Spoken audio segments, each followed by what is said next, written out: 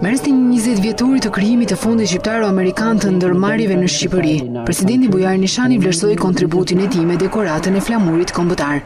Në një periudhë prej 20 vitesh, kapitali fillestar prej 30 milion dollarësh ka gjeneruar një vlerë rreth 300 milion dollar.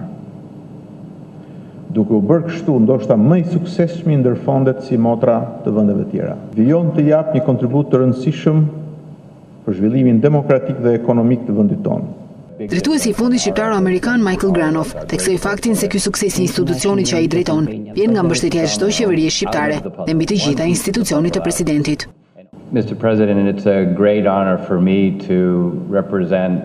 Falënderim të veçantë për ju, zoti president, që vlerësoni punën e Fondit Shqiptaro-Amerikan dhe kjo ceremoni reflekton miqësinë që ekziston midis dy shteteve tona.